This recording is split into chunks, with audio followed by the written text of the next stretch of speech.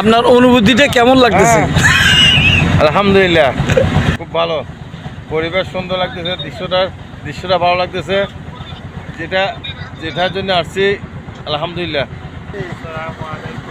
ওয়ালাইকুম সালাম রহমতুল্লাহ বারাকাতুহু। আপনার কেমন লাগতেছে? আপনার অনুভূতিটা কি? খুব ভালো লাগতেছে, খুব সুন্দর লাগতেছে। মাশাআল্লাহ। আপনার কেমন লাগতেছে? আসসালামু আলাইকুম। ওয়ালাইকুম সালাম রহমতুল্লাহ বারাকাতুহু। তবে শারীরিক অবস্থা একটু ভালো না। শারীরিক অবস্থা ভালো থাকলে আরো ভালো হতো। সবাই ভালো থাকবেন। আসু ভাই, আপনার সুন্দরবনে আছি, কিরকম উপভোগ করতেছেন? কিরকম লাগতেছে আপনার? আলহামদুলিল্লাহ, গতকাল চট্টগ্রাম থেকে আসছি খুলনায়। খুলনা থেকে আবার মংলা বন্দর হয়ে আমরা লঞ্চে করে এখন সুন্দরবন বিভিন্ন দৃশ্য দেখার জন্য যাচ্ছি। আমার এমন যে ভালো লাগতেছে যে একটু জীবনে আসছিল, এই সুন্দর দৃশ্য দেখে আমার জীবনীটা পর্যন্ত চলে গেছে। আল্লাহ বলছে কুল সিরু ফিল আরদ, তোমরা সফর করো, সফরের মাধ্যমে আমার প্রাকৃতিক দৃশ্য, আমার কুদরত সম্পর্কে তোমরা অবলোকন করো, তাহলে তোমরা আমার কুদরত সম্পর্কে বুঝতে পারবা। সফর করা এটা একটা সুন্নত, সেই জন্য আমি আসছি।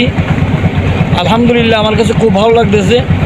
আমরা এখানে সুন্দরবন সব দিকে দেখার পর আমরা বাগেরহাট, আমরা হযরত খানে ঈসা রহমতুল্লাহ আলাইহির মাজার জিয়ারত করব এবং পাশে ৬০ গম্বুজ মসজিদ আছে, সেখানে আমরা ইনশাআল্লাহ নামাজ পড়ব, সেই নিয়ত করেছি। আমরা যা কিছু দেখার এই খুলনাতে সব কিছু ইনশাআল্লাহ আমরা সফর করব, দেখব। এই বলে আমার সংক্ষিপ্ত বক্তব্য এখানে শেষ করলাম। আসসালামু আলাইকুম রহমতুল্লাহ। আলহামদুলিল্লাহ, আমরা টিকিট করলাম সুন্দরবন মেইন ফটক দিয়ে, যে আমরা বিভিন্ন দৃশ্য দেখার জন্য।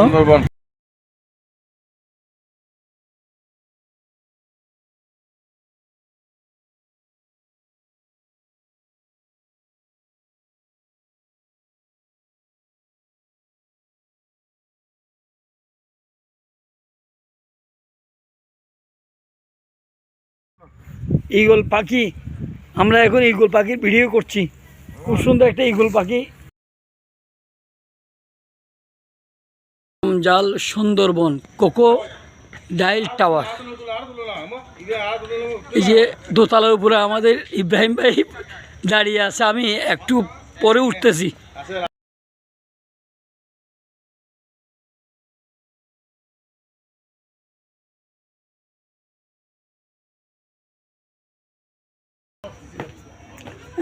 তুমি দুর্বল।